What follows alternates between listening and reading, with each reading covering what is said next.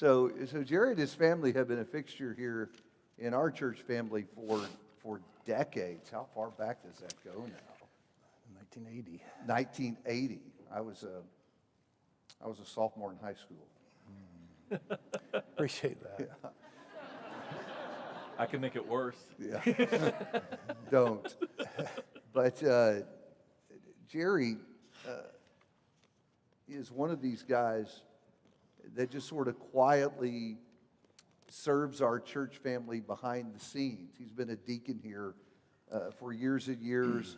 I think most of that time, if not all of it, his area of responsibility has been the care of the building. And so he's one of those unsung heroes that just kind of goes behind the scene, taking care of things and getting them done, and has served this church family well for years and years. And so that's really his place, sort of working behind the scenes.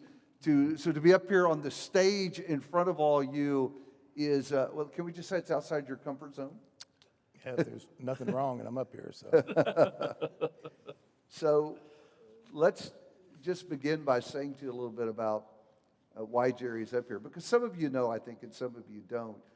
In 2018, Jerry passed through what Jeff and I call his Job season. Jerry experienced an extraordinary health crisis, and literally it was a crisis that brought him about as close to the end of his life as one can possibly get, and then live to tell about it. And that's what 2018 was like for him. And then in the middle of all of that, just a number of other family crises that came in his life and Kathleen's life as well. And yet, what I think in times, in the cases of other people, would have been things that drove them to despair. I think Jerry will tell you tonight that his season has actually strengthened his faith. And so I know a lot of you have talked to Jerry, like I have, and have had your faith strengthened by his story. And several of you have been pressing for some time for Jerry to say something to all of us about that. And so we've kicked that around for a couple of years probably now. And we finally settled that this would be a good setting for him to do that. And so we are really thankful. I know it's a courageous thing for you to be up here sharing with us tonight, and we all really appreciate that on your end. But be at ease, because look in the crowd. This is all your family here. And we're sitting around the table at Thanksgiving just talking to each other tonight. So totally I thought it would be important to let Jerry tell us a little about 2018, because I know to a lot of us, we know the story very well, but a lot of you have come to Kleinwood since 2018 and may not know anything about this story at all. And really, the story is really, really important. So are you okay with visiting 2018 a little bit? Yeah, we can go there for a little while. Go there for a little while. Let's start out in February, because that's when you got sick. It is.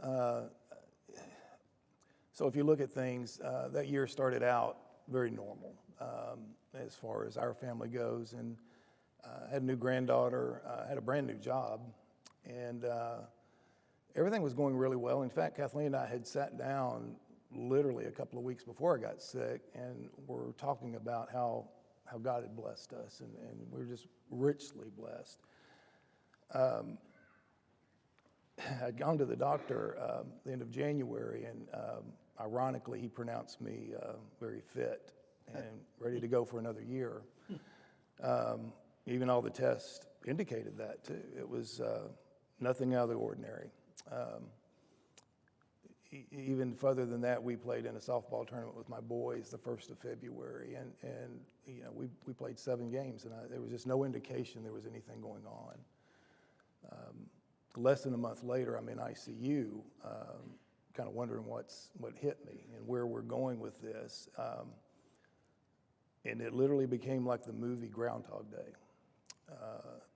I don't know how to describe it, other than the fact that every day the exact same things happened in the exact same words the doctor said is, we don't know. So it started like with bronchitis. It did. Just started as a little cough, and wouldn't go away, and was kind of pesky, and And it got worse. it did get worse. I can only describe it like this: if you've ever, I've been told, maybe if you have asthma real bad, and you have an asthma attack where you cough and you literally all the air goes out, but then it feels like you're sucking back in a little stir stick straw. Literally cannot get the air back in your lungs, and so. Kathleen, to her credit, said, "You are not sleeping right at night. Your chest cavity is doing very bizarre things." Yeah, I don't know. I was asleep. So she takes me to the ER, and that's where the story begins. Literally begins. I argued with the ER doctor and said, "You don't know what you're talking about. There's really nothing wrong. Just give me some stuff and let me go. I've got things to do, this new job." I had a meeting the next day, and I'll never forget, looking back on it, just how naive I was with that. I really argued with the doctor to let me go home, and he just said, "No, you're our guest now." And so it ended up that after all these treatments, and x-rays and biopsies and everything, they came to me at the end of March, 1st of April, and just said, "We don't know. I have no idea what's wrong with you, other than the fact that now your lungs are so scarred, you're gonna have to have a lung transplant." And I'm not exaggerating when I say that is probably the most foreign thing I've ever thought of. Until that moment, they tell you that. And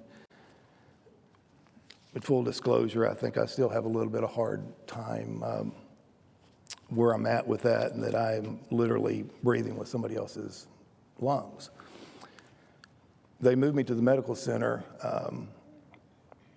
in the first week of April, and started going through all the matching and typing and just all the other stuff you have to do, and still testing, trying to figure out what's going on to see if they could stop what had happened. But it was pretty obvious to the doctors that it wasn't going to be a reversible thing. And one of the ironic things they said is that this is not real uncommon to see people that have no underlying health issues or bad habits or any other things that might contribute to this, that all of a sudden they just immediately just get sick and it starts going downhill real quick. In fact, we met some of them while we were at Methodist Hospital. And so just to underscore, Jerry, and all this, your lungs aren't working. I mean, you can't breathe, even with all the oxygen, all the help they're giving you while you're waiting for a transplant. No. Breathing is not overrated, is my motto. I really don't even know how to describe what that's like. I'm sure there's some people here, like I said, that have different things that go on, and they're real quick to say, but it wasn't as serious as yours. And I'm like, look, not breathing is not breathing, right? Yeah. And so, I was on 100% oxygen the whole time, and the bad thing is that the disease was just still progressing at a very rapid rate. They could not mitigate it or even slow it down. And so that's not typical for IPF or idiopathic pulmonary fibrosis. It usually drags out over a period of months and years before you have to get to that point. But again, they said that's not uncommon either, that you can get a case sometime that is just really accelerating quickly. I'm not real sure how to describe when you pray for your next breath. There's a desperateness in it, if that's a word, that I can't convey to people. When you're just mindful of every bit of air coming into you, you're almost like counting it when it comes in. And that became a hard prayer for me because, as we'll talk about later, I certainly could have just quit too if I would have had some permission to quit, but I wasn't getting any permission to quit. So it was just a very difficult time as far as that goes physically. I've even had some nurses that were saying, the mental part of that was just almost as bad as the physical part of it. Your mind really starts doing some crazy things when you can't breathe. And Jeff and I have labeled this your Job season because it wasn't just your physical health. There were other things going on in your family. For example, in June, your daughter-in-law died suddenly. That's something that the people in this church family remember. Many of y'all knew Emily, and we hosted her funeral here at Kleinwood.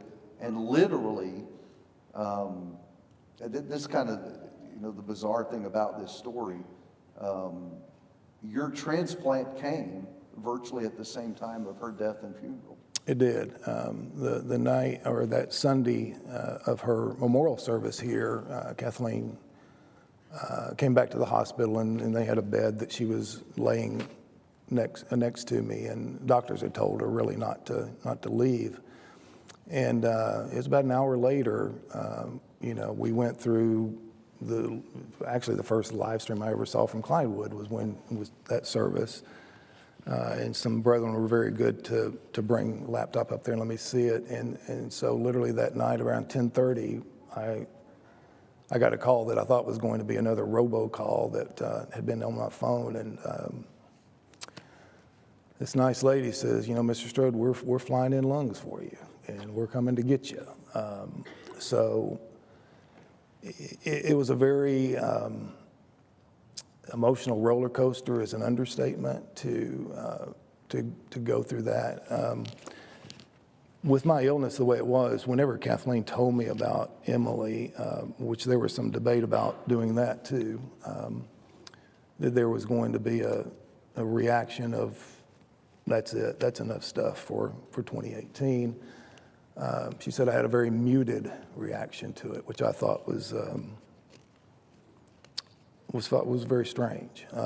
But then again, when your brain's not getting the oxygen it needs, you do kind of strange things. But that one,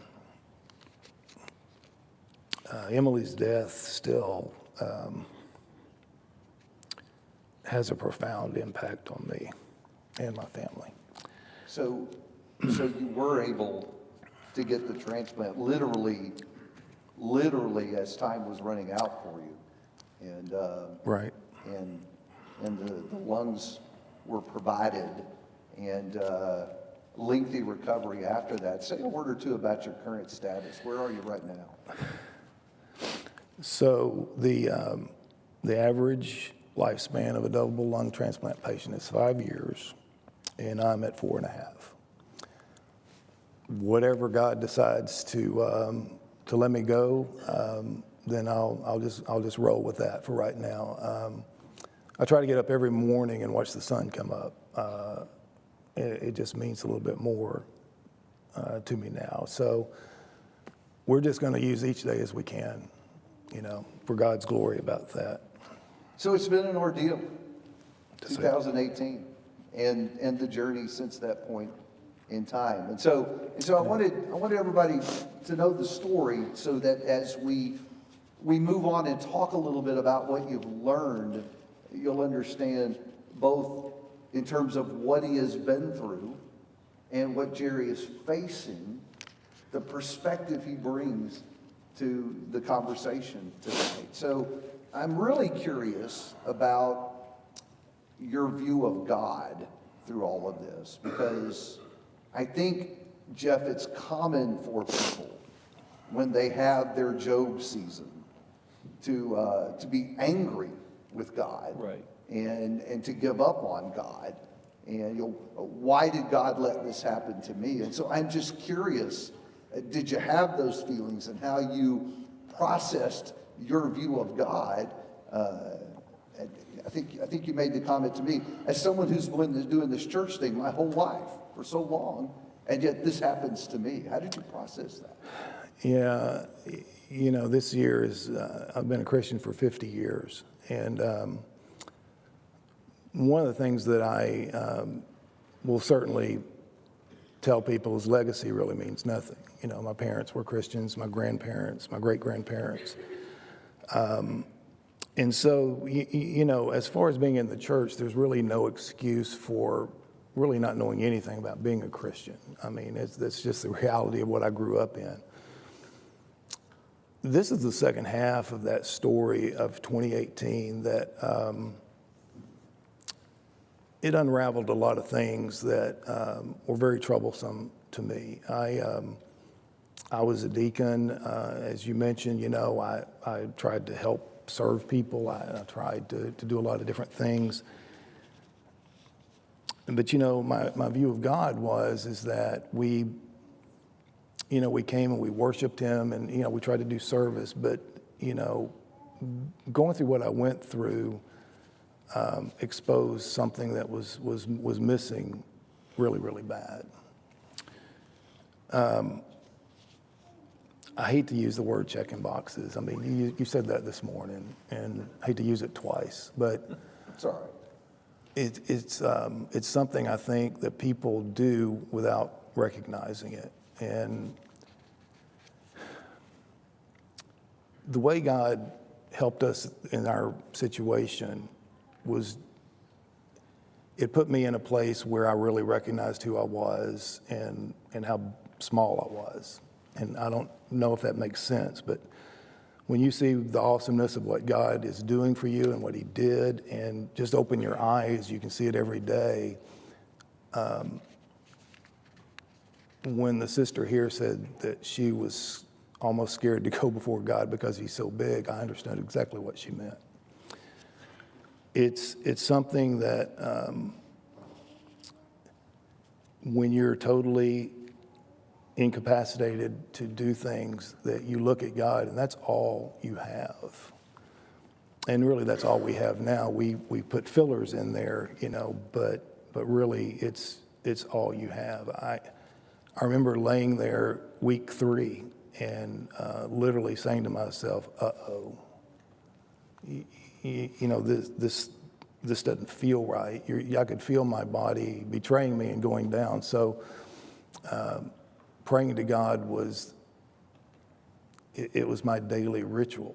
And I will tell you that even, and I may jump ahead a little bit here, but that last week or that first week in June, my prayer was not, you know, about anything but God, either get me this transplant or let me die. I said, I can't do this anymore. I just literally, physically cannot do it anymore. And I don't know, I had never had a prayer like that before, where the intensity was so much between me and God, because the noise of my life, my job, and that real important job that somebody else finished that year, my children, my family, anything I had was not even a fleeting thought in my brain. It's interesting. You talked about getting to that place where there was nothing but God. Explore that a little bit. And can I add to that? Yeah. The other thing I think you said along that line is how big God became to you. Right. Because I think that's related to that you know, that's all you have. Now, ironically, the less of the clutter or noise, as you just called it, you have, Right. the bigger God gets. Yeah, and I'm not being disrespectful to my family calling them noise. That used to fit back then, but sometimes does. But when you're lying in bed and the end is there, that's all you, I mean, it's just you and God. And that's what you're talking about. It is, and it's probably real difficult to comprehend that you would not be worried about your leaving of this life. You know, I had a sister say, well, and she doesn't attend here, thankfully, but she said, I would just think that in those last days that you would be, you know, your regrets that you had, wishing you could do your children different, I mean, whatever. And, you know, I just looked at her and I said, no, that's not even close to what you think about. You know, my family could come visit me, and literally 10 seconds after they walk out the door, your mind just goes back to where you're fixing to go. I mean, you're thinking about you're going to go see God. And it really puts in perspective, I guess, how I felt before this happened, that the stuff around me was somehow who I was, and you know, all the stuff we hoard and try to make a living with. And I don't want to put a bunch of caveats like, well, I know we got to work, you know, but I just think of the time I wasted by not being in his word or praying to him. And again, we say, well, we were doing things not in and of themselves wrong, but I think they are. I think if they push God out of your life, then I think they become wrong. And it was just a very refreshing thing to me. It was very peaceful to be able to constantly stay talking to God during that time. And you know, one of the bad things about getting better is the noise starts creeping back in, and you start doing things and staying a little bit busy. And you know, I go back to 2018 very regularly. Like I told y'all Friday, that I go back and visit because I don't want to forget. I don't want to forget what it was like to just be you and God. It almost sounds like what you're saying is that from at least one angle, what happened to you was good for you spiritually.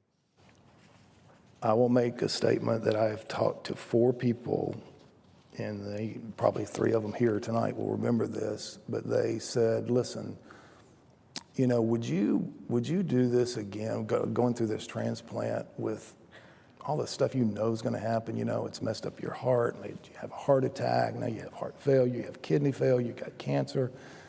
You know, would you do this again? And my answer is like, absolutely I would, but you know, not to live 4 years and 5 months more. I think it saved my soul. I think that ordeal, and I believe Kathleen will tell you the same thing, that it caused us, it made us look at yourself for who you really are and not what you feel like you are. And that was a very terrifying thing. It really was. It's interesting to me. I remember when we talked to Matt a few months back, I asked him the same question. Yeah. Are you angry with God? And did you ever tempted to turn on God because of what has happened? And you had this almost astonished reaction to it. You said, turn on God. It's the only place I have left to go. Yeah. And that's interesting. Listen, family, to what both of these brothers are saying to us from their unique perspectives, that there does come a point in time where the clutter is cleared and we realize what was true all along. Right. Naked I came into this world, and naked I leave it. He's all I have. Right. Yeah. Now, the question, and we kind of kicked this around in planning for this, and it's your question. You started this. So that was, is it possible to discover that without having to have a 2018? You know, those don't hurt to have one of those. Not literally, it does hurt, but you know, that's a question. I think the answer has to be yes, that you can. I don't think that God would make it impossible for you unless you went through some death-defying thing, but with the understanding that you have to peel those onions like that, or pull those layers off those onions and get down to what you really know that you are.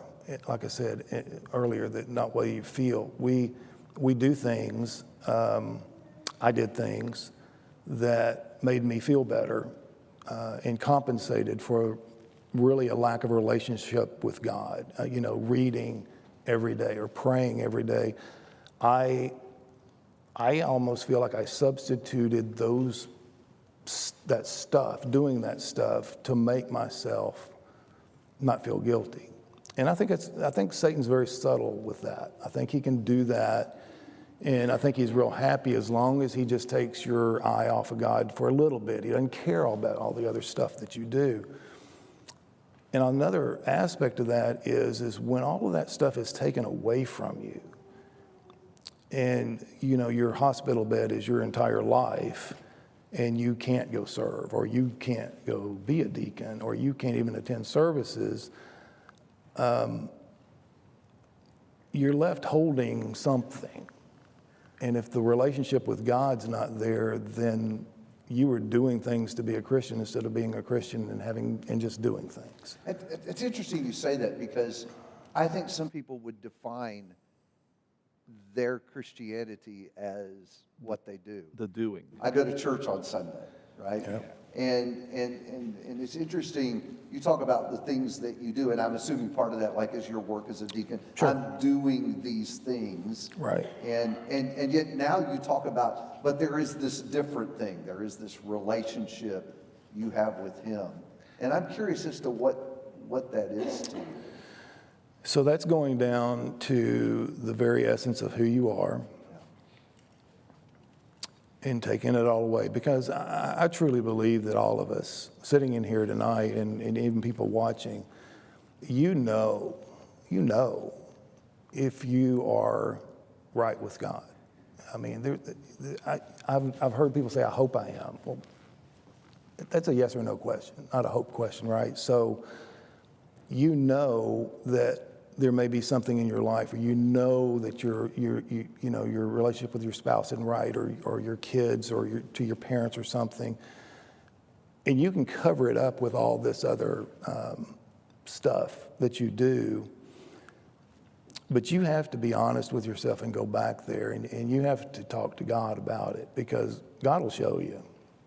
He will. He will show you where you're at, and but again, you really just have to be really truthful with yourself and not what you feel. And Jerry, is it fair to say in what you're saying, because I think this is actually a really profound point that those of us who are, healthy and active need to hear, which is, what I'm hearing you say is we can actually use our good works, ironically the theme we've been talking about all year, they can be a form of actually hiding from God and hiding the truth about ourselves and our actual relationship with God.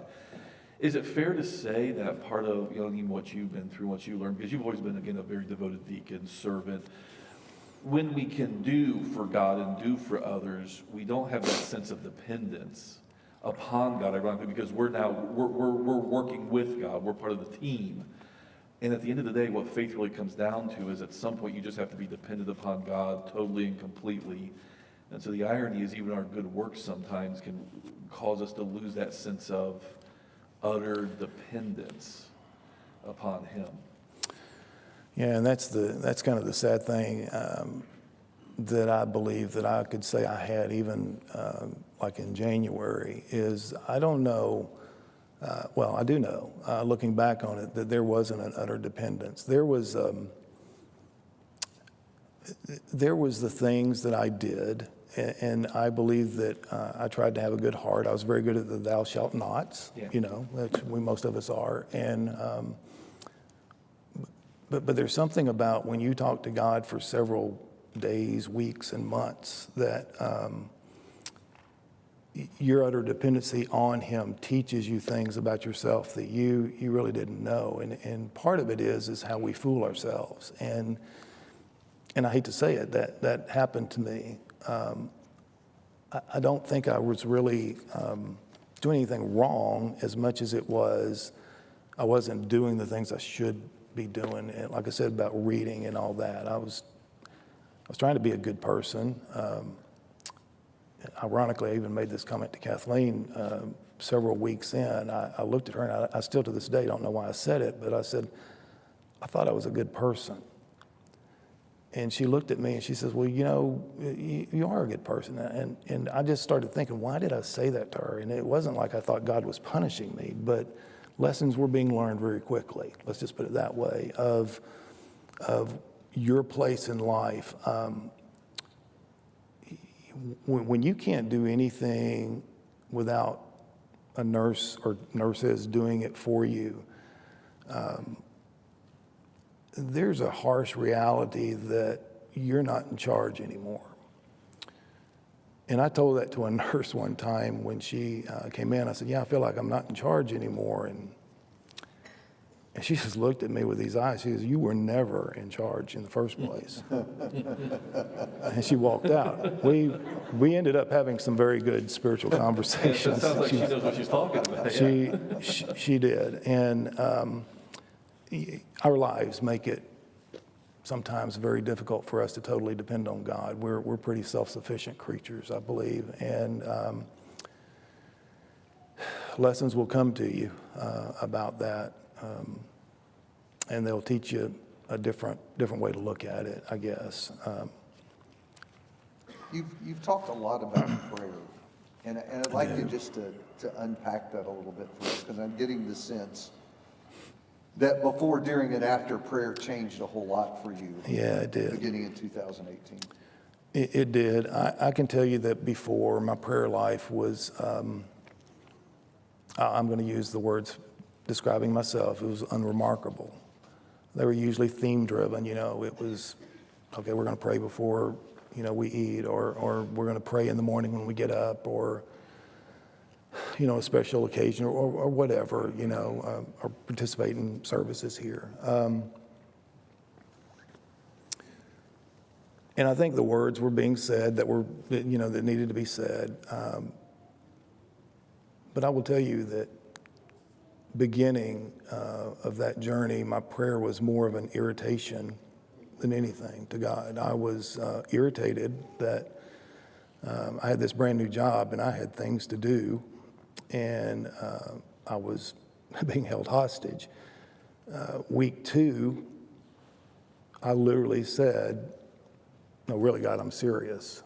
You know, I'm serious. This is, I need to get out of here." And I started thinking, man, admitting you weren't serious the first time, you know, you said it, but, you know, week three was the uh-oh moment where things started changing, and the conversation with God started changing too.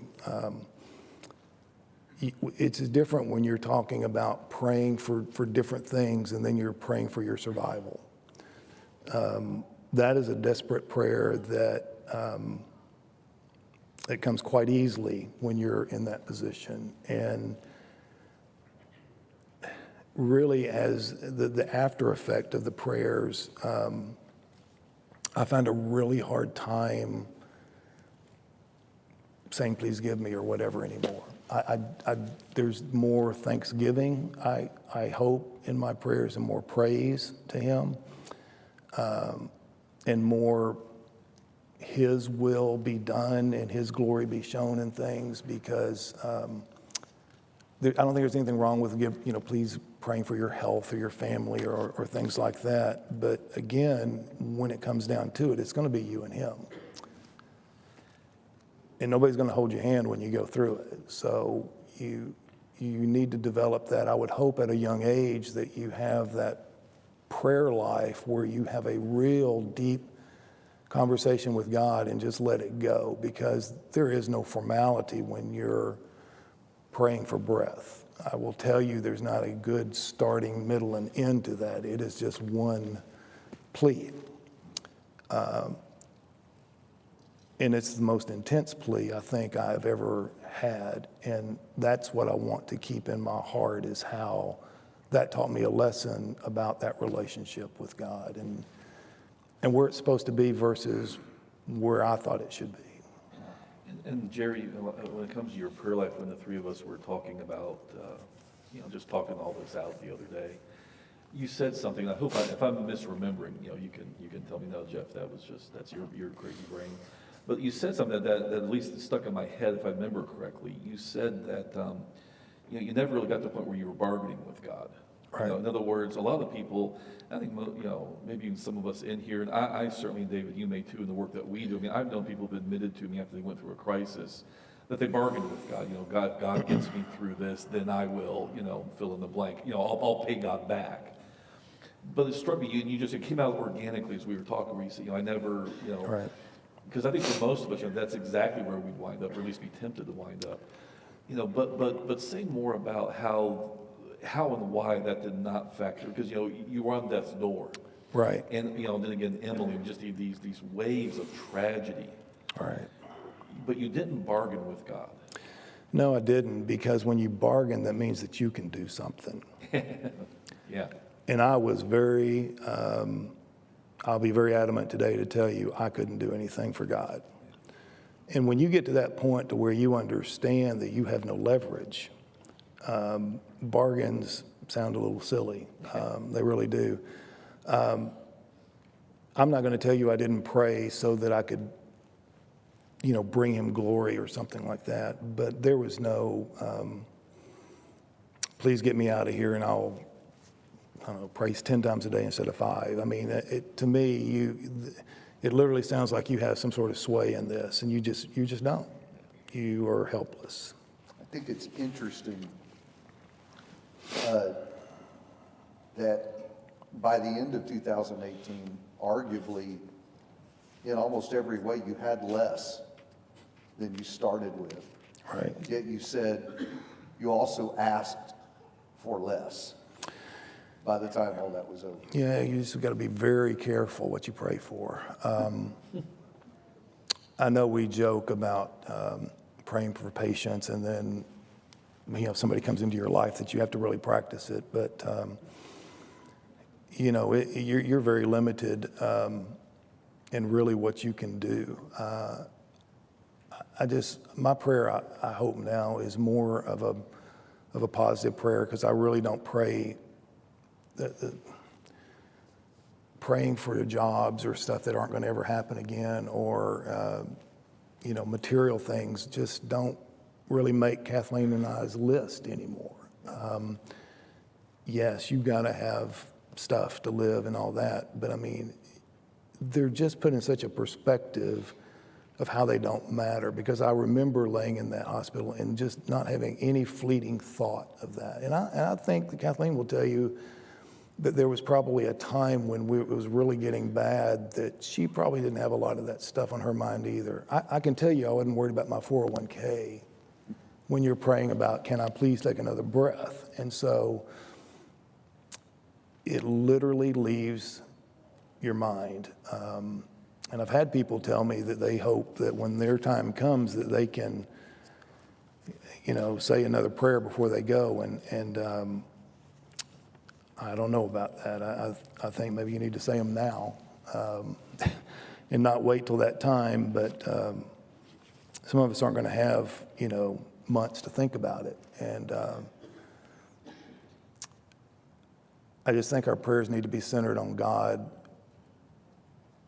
all the time, and we need to talk to him multiple times a day. It sounds like your priorities have shifted. A little. I guess when you get to that place where your prayer is, give me another breath, that doesn't just change you in the moment, that it changes you forever.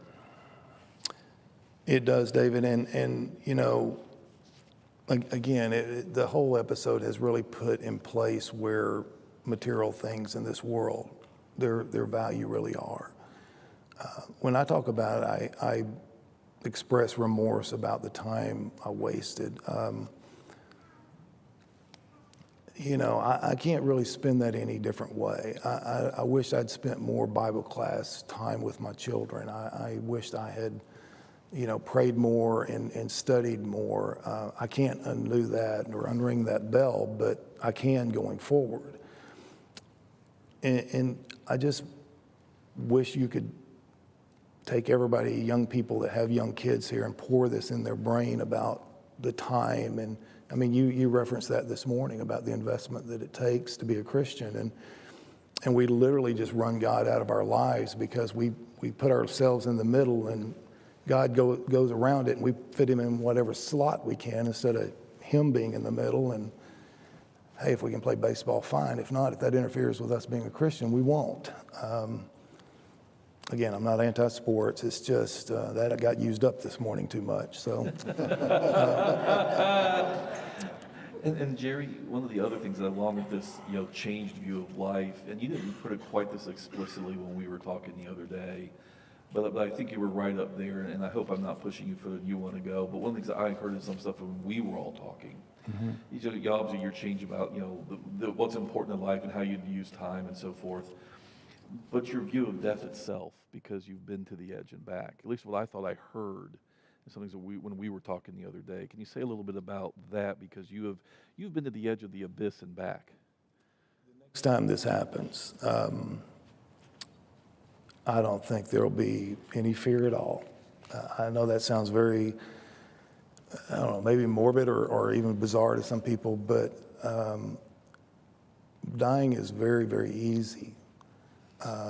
I always thought it was one of those things where you would hang on by your fingernails, kicking and screaming, going out. And man, when you accept the reality of where you're at and that your life is leaving you, it goes without saying that your perspective changed, but your mental outlook on that is just, I can't describe it, the most peaceful thing that you will ever have. And because you finally laid down all your worries, right? All your things, even the sting of leaving Emily, when that day was getting closer and closer, it just didn't hurt quite as bad, because I'm thinking, well, man, I get to go see her, right?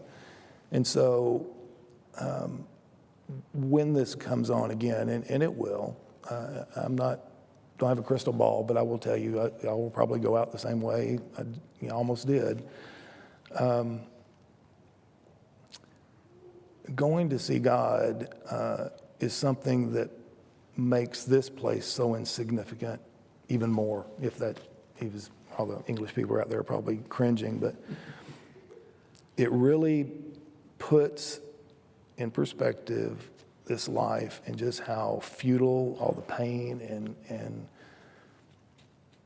the hurt that you go through in this life. And when you can finally lay all that down, and the skids were greased. I mean, we were going right down there to it. It's a great feeling. I know that probably sounds very bizarre to people, but it is, because you finally have just given things to God and let it go. Yeah. You talk like you're a free man. You were very free, very free. I don't want time to get away from us without saying some things about the impact of your church family on your Job season. So I know that you feel like you were generously supported by your brothers and sisters. You want to talk some about that? Generous is a very understatement. This family here, I can tell you, there would have been a different outcome if this church family hadn't done what it did. I was literally overwhelmed by things. I have a trash bag at home that I keep in a closet that is literally just full of hundreds of cards. I kept the drawings from the children that they made in their class. There's a story to that a nurse told me. She said, when I was admitted for something, it actually was coronavirus, but it wasn't COVID-19, back in 2019, I asked her about some different things, and she said, Mr. Strode, she said, because I told her they were not going to give me the transplant because I was too sick. And she says, with that story, she said, when those doctors would come in and they saw all those cards stuck on the wall, I mean, just almost like wallpaper, and all the kids' drawings and everything. And one of those doctors came in and he's just looking at all that stuff. And he's on the committee to decide whether you do it or not. And he saw a picture of Emily, of all things, and he said, is that her? I didn't even know he knew. And Kathleen's like, yeah, that's our daughter-in-law. And he started tearing up before he went back into doctor mode and, went on. Well, she said, you'll never know how much that impresses doctors. He says, because those doctors come to the nurses and say, who came to see him today? How many people came to see him? And it made a profound impact on that medical staff, and I am convinced that that's why they changed their mind and said, yes, we're going to do it. Aside from the fact that there was probably 2 times that this congregation saved my life was, when Lana organized that that prayer chain through the whole night, I was just overwhelmed when I heard about that. And Craig told me what was going on. And Describe that, because there will be people here who won't even know what that is. well, I found out about it after, really the depth of it after the fact. But Craig Hodges had told me, he came to see me, and him and Denise were actually staying there to fly out the next morning after my transplant. And he said, Lana has this prayer chain where people are signing up to pray for an hour at a time. And, finding out how that just literally looks like it kind of exploded. All these people were signing up to pray for me at night. And During the surgery, right? during the surgery. Because the surgery started, what, about midnight? It was around 10 o'clock, I think. The doctor, and along those lines, the doctor had come in and said, he says, I got to tell you some things that are going to happen, and I don't want you to be upset if you wake up in recovery and we're taking you back into surgery, because he says, you're going to bleed really bad. He goes, the way that your scar tissue is really bad. And he goes, and you're going to have a heart attack on the table. And he goes, but we're prepared for that. And he said, and your left lung will not inflate because of nerve damage from the disease. And he said, and I'll see you in about 8 to 12 hours. And so 4 hours later, the doctor comes out and talks to my daughter and says, yeah, he didn't bleed, and he didn't have a heart attack. And he said, we went to inflate that lung, and it just totally inflated. So if you ever wonder if prayer works, I'll wave at you sometime. I'm truly convinced that the reason nothing went wrong and everything went as well as it did was the prayers of this church and others, praying all over. Like I said, getting the cards, it always impressed me when there was a lot of handwriting in there, because somebody has put some thought to it. And during a time like that, some of the best cards I've ever read came up out of that, because you could just tell that the people sending it was just so on their heart, and they were just pouring it out back to you. And I just think we need to take note that, mine was a big deal, but there's a lot of people that go through big deals, and maybe it's not as known, or, it doesn't get as much publicity about it, but, we need to look for people to go help like that. You cannot go through things by yourself, especially when you've got a family like this that will literally drop what they're doing to come help you. There are two things, I think, and you've said both of them, but they deserve to be underlined and emphasized. The first one was that there are other hurting people. Right. Your illness, I think, did get a lot of notice. In fact, you said you've heard from brethren literally all across the country. I did, That's true. But you make such a great point to say that there are others who are hurting and suffering that sometimes are overlooked or missed because maybe they haven't even shared or nobody knows. Right. And there's value in looking for those people. And then the other thing that I heard you saying is there's value in things that we would judge to be the small thing. Right. So a card that I sent out and wrote with my own hand, some kind of expression for someone who's going through a tough season, what an impact that can make on somebody. Oh, absolutely. And I had a sister here say, all I did was write a card, and I'm like, you have no idea what that card did. And I really hope that people don't dismiss whatever gesture they put towards somebody as being too small, but also really encourage people that if you are going through something, you can lighten that burden up by letting other people help you. In the beginning, when I first got sick, I said I didn't want any visitors, I didn't want people to see me in that condition, I can take care of myself. And you just have to come to a conclusion that you need to let other people help. It helps other people when you let them help you. And I just think it's a win for both sides on that. So have you have you carried away from all of this a different feeling about church family? There's a closeness here, I feel, to people, or really to everybody that was here during that time, that it's difficult to describe.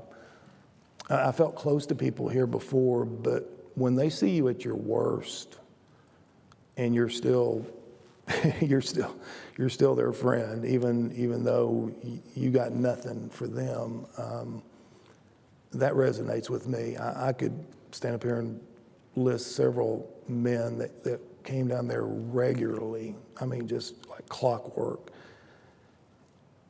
And that just lifted my day every time I saw somebody, because it's not really a place that you want to spend a lot of time in ICU or something like that. In fact, some people probably shouldn't, be in those places. But, there is a closeness now that I feel that I don't think I had before this happened. So, real quick, because the time's just about up, but I know a concern that you have is as you move away from 2018, clearly you've gained some valuable insights from that. And I know your concern is about losing that perspective that you've developed. What have you done to insulate yourself against that? Prayer has a good way of helping you. If you're worried about staying connected with God, I think if you just connect with God, that kind of takes care of itself now. And reading, the way that we have to do it in our family, Kathleen has to almost read it out loud to me because I can't, some of the medicines make it very difficult for me to focus. And, we try. We're not perfect. I will tell you that this whole thing has not made us any better than anybody else. It just made us better than the people we were. And I'll always be thankful to God that I was able to go through that. Because when you look at the importance of it, it's not about this earthly body. If it chugs on for 2 more years or whatever, it's about where your soul's going to go with that. And I just, it's a prayer that I can readily say that I do appreciate God letting me do that. I would never think I would have that ease of saying that to him before this happened. It makes me think of the song that I can't sing anymore, thanks to you. Jesus, draw me ever nearer. Ever notice the 3rd verse of that song says, may the treasure of the trial form within me as I go. That's the part I can't get through. That song, I think my nurses hated it. I would put that on a loop, and I would listen to that song. It started at Willowbrook, and I would listen to it for months at a time. And in fact, there's a video that Drew Lopez came to see me. I did not know he did, and it's sitting on my chest, just going over and over. And so it meant a whole lot to me at the time I was going through it. It's very emotional now when it's led here. I just have to kind of look at the words. Hey, thank you for sharing the treasures of your trial with all of us tonight. I know if you would be interested in hearing more from Jerry about his journey and how he might help you, I know he'd be willing to do that. We're out of time. Let's pray together, and we'll be dismissed. Thanks for coming tonight. It's been a blessing, Father, to be in your presence and with your people. We are grateful tonight for what you have done for Jerry, not just for the healing that you gave his body, but the revival that you gave his soul. And may his message inspire and revive us as well. In Jesus' name, amen.